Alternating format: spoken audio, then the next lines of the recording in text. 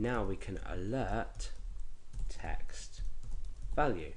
Okay, so we're just using get element ID and then we're putting value on the end. So let's just test if that works. Let's refresh. We'll type in test, click submit, and it's not working. So let's go back and see what we might be doing wrong. Perhaps if we change the value of this, so I could say insert text, say insert text dot value. Let's refresh that. Type in test, click submit. No, nothing. Okay, let's try var, and let's try and refresh. Test, submit. Nope. Oh, I think I can see the problem.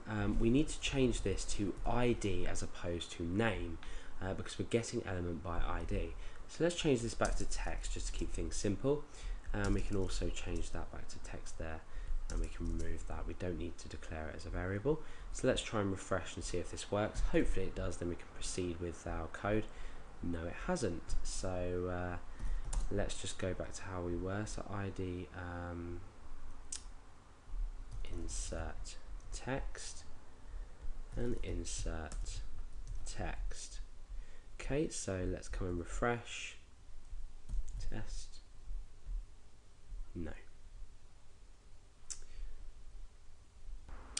Okay, well, I can see the problem. I need document.getElement by ID, obviously.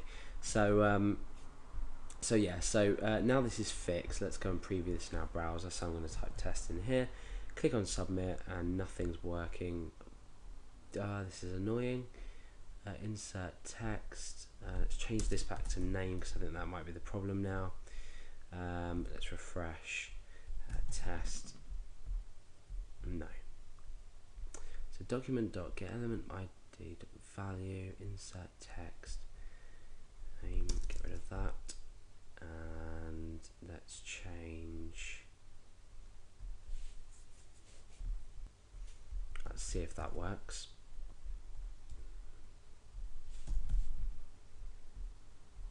Nope. Okay, so maybe this to ID.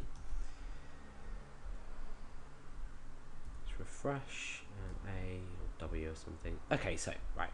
I wish I was better at JavaScript, but I'm really not. So please forgive me for that.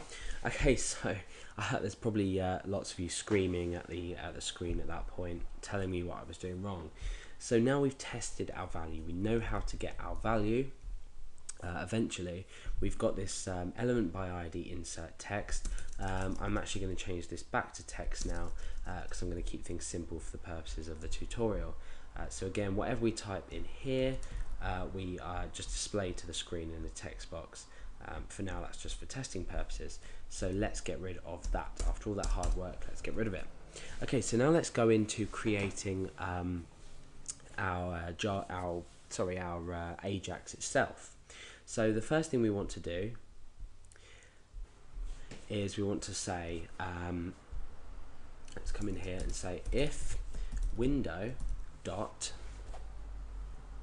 and we basically need to specify for different types of browsers which method we're going to use to create our XML HTTP variable, or rather what we're going to set it to. So we say if window.xml HTTP request, and then we come down and we do something if that's true. Otherwise, we do something if that's false. So what would we do if it's true? Well, we set a variable called XML HTTP equal to a new XML HTTP request. So essentially, what we're doing is we're checking for this first inside the window, and then we're creating it if it's true. So that's just for different browser support. Otherwise, we want to say XML HTTP equals new, and we want to create a new ActiveX object. And the parameter that's that we put into here is Microsoft.xml_HTTP. Now, bear in mind while I'm writing this code that everything I'm writing is case sensitive. So, for example, this XML HTTP request object is in capitals for XML, and then a capital H, small TTP, a capital R, and then the rest of request is small. So ensure that for everything you write inside of here, it's bear in mind that it's case sensitive. So if you end up with it not working, just double check the case next to what I've done.